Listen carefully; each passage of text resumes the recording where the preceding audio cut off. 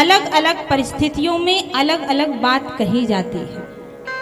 सदैव एक ही बात सब जगह कही जाए ये शोभा नहीं देता है।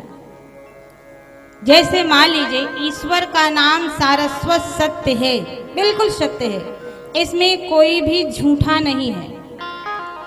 अंत काल में एक ना एक दिन आपको सुनना ही पड़ेगा राम नाम सत्य है। लेकिन जब किसी की अर्थी उठ रही हो उस समय यदि कहा जाए राम नाम सत्य है तो वो बहुत सुंदर सजेगा, सभी को सत्य लगेगा। लेकिन अगर किसी के फेरे हो रहे हों और उस फेरे के टाइम पे यदि आप कह दो भैया राम नाम सत्य है, ये तो बेकार है, तो लोग आपका क्या हाल करेंगे ये तो वो स्थिति ही बताएगी।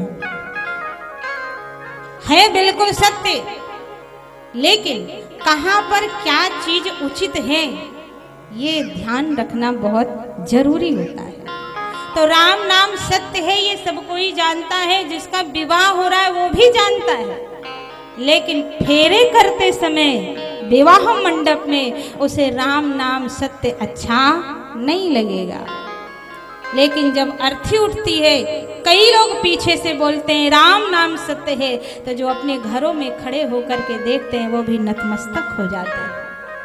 तो अपनी अपनी जगह पर एक अलग अलग महत्व होता है, हर शब्द का, हर बात का, स्थिति और परिस्थिति का।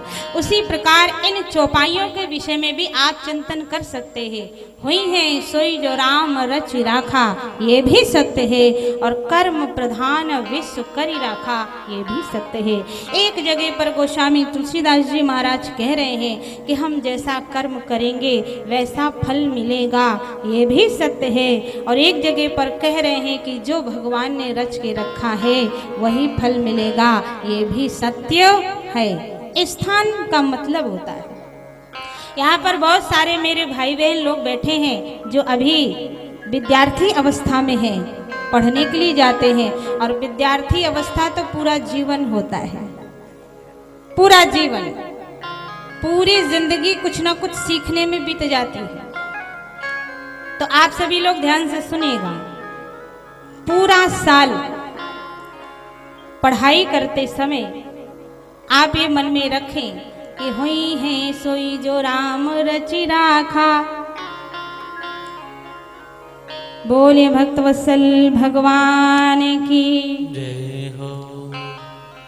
जब आपका एग्जाम होने वाला है, परीक्षा होने वाला है, उसके पहले पूरे साल आप मन में ये बात बैठा के रखें, कौन सी? कर्म प्रधान विश्व करी राखा, कर्म प्रधान विश्व करी राखा, कर्म प्रधान विश्व करी राखा।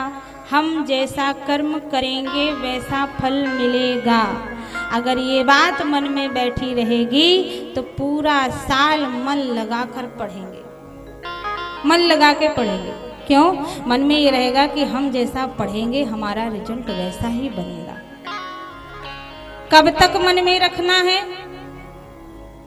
जब आप परीक्षा देने के लिए पहुंच जाएं कमरे में, कॉपी लिख रहे हैं, तब भी मन में सोचे कर्म प्रधान, कर्म प्रधान, हम जैसी कॉपी लिखेंगे हमारा रिजल्ट वैसा बनेगा।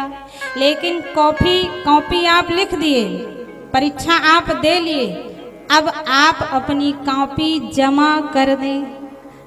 जब कॉपी आपकी जमा हो गई, चेक होने के लिए चली जाए, अब चौपाई बदल दे। आपने ईमानदारी से कर्म कर लिया, कर्म आपने किया है, लेकिन उसका फल आपके हाथ में नहीं है, उसका फल परमात्मा के हाथ में है। अब चौपाई यहाँ से बदल दीजिए। जब तक कॉपी आप लिख रहे हो तब तक मन में सोचो क्या? का कर्म प्रधान विश्व करी राखा, जो जस करई सो तस फल चाखा।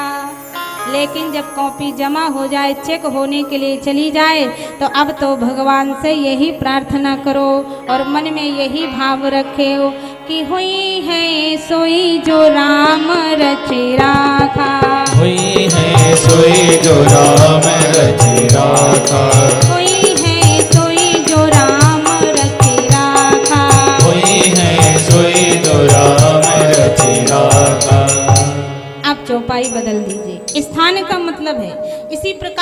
किसान लोगों का भी एक उदाहरण आप ले सकते हैं। आप सभी लोग भी फसल के बारे में, कृषि के बारे में कुछ ना कुछ जरूर जानते होंगे।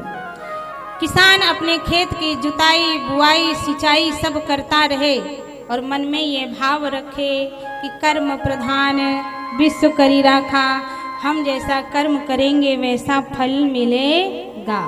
ईमानदारी से अपने खेत की देख रेख करे, कब तक? जब तक फसल पक कर तैयार न हो जाए। अब फसल पक करके तैयार हो गई है, अब जब उस फसल को घर लाना है निकाल करके खेतों से, तो अब मन में भाव बदल दे। ईमानदारी से मेहनत से कर्म कर लिया, जुताई भी कर ली, बुआई भी कर ली, सिंचाई भी कर ली, फसल तैयार होने तक उसकी देखरेख भी कर ली, लेकिन जब उसको तैयार होकर के अपने घर आना है तो अब मन का भाव बदल जाना चाहिए। करते रहना चाहिए, पहले कर्म प्रधान विश्व करी राखा, कर्म प्रधान विश्व करी राखा, लेकिन जब फसल घर आनी हो तो विचार बदल जाना चाहिए। अब वही होगा जो भगवान ने रच के रखा है। काहुई है सोई जो राम रचे राखा, हुई है सोई जो राम रचे राखा, हुई है सोई जो राम रचे राखा, हुई है सोई जो राम रचे राखा। बात समझ में आ रही है माताओं? आ रही हो तो ऐसे कर दीजिए, नहीं ऐसे कर दीजिए। मैं बहुत स्पष्ट तरीके से आप लोगों को बताने का प्रयास कर रही हूँ। तो हम जैसा कर्म करेंगे वैसा फल मिलेगा, ऐसा विचार करके व्यक्ति को बड़ी ईमानदारी के साथ अपने कर्म करने चाहिए, लेकिन फल परमात्मा के हाथ में छोड़ देना चाहिए। हुई है सोई जो राम रची राखा, वही होगा जो भाग्य में लिखा होगा। आप बड़ी मेहनत किए, लेकिन यदि आपके भाग्य में उसका परिणाम नहीं लिखा है तो पास आकर के भी आपसे दूर चला जाएगा, और यदि आपके भाग्य में लिखा है तो दूर हो करके भी आपके पास आ जाएगा। जैसे आप लोगों ने सुना होगा कि यदि भाग में है तो भाग के आएगा, और यदि भाग में नहीं है तो आकर के भी भाग जाएगा, चला जाएगा। इसीलिए संत गोस्वामी तुलसीदास जी महाराज जी ने संकेत किया कि फल ईश्वर के हाथ में छोड़ दीजिए, लेकिन ईमानदारी के साथ सत्कर्म, अच्छे कर्म करने का प्रयास करना चाहिए। यही चीज गीता में भी कहा है, धर्म क्षेत्रे कुरुक्षेत्रे समवेता युजुत्सवा। ये मातृभूमि सदैव प्रत्येक प्राणी को अपने कर्म का फल प्रदान करती है। ये धरती कर्म भूमि है, धर्म भूमि है, इससे कोई बच नहीं सकता है। अच्छा कर्म करोगे अच्छा फल मिलेगा, गलत कर्म करोगे गलत फल मिलेगा। व्यक्ति जब अपने घर से निकलता है या कोई भी काम करता है तो उसके मार्ग में दो रास्ते आते हैं, समझिएगा।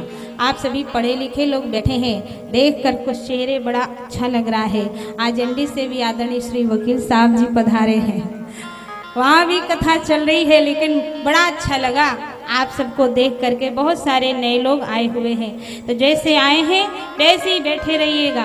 बोलिए भक्त वत्सल भगवान की जय हो। प्रत्येक व्यक्ति के जीवन में दो प्रकार के रास्ते आते हैं, सत्य के असत्य के, धर्म का अधर्म का, नीति का अनीति का, सदाचार का दुराचार का। आप जाना किधर पसंद करते हो ये फैसला आपका होता है, और आप जैसे रास्ते का चुनाव करोगे परिणाम भी आपको वैसा ही मिलेगा। यदि आपने सत्य का रास्ता अपना लिया तो मंजिल आपको वैसी मिलेगी, और यदि आपने असत्य का रास्ता अपना लिया तो मंजिल आपको वैसी मिलेगी। नीति का पकड़ लिया तो मंजिल वैसी मिलेगी, अनीति का पकड़ लिया तो मंजिल वैसी मिलेगी। इसलिए प्रत्येक प्राणी के जीवन में दो रास्ते आते हैं, आप किस रास्ते का चुनाव करते हो फैसला आपके हाथ में होता है, और जैसे रास्ते का चुनाव आप कर लोगे वैसा ही परिणाम आपको भोगना पड़ेगा, इसमें कोई संदेह नहीं।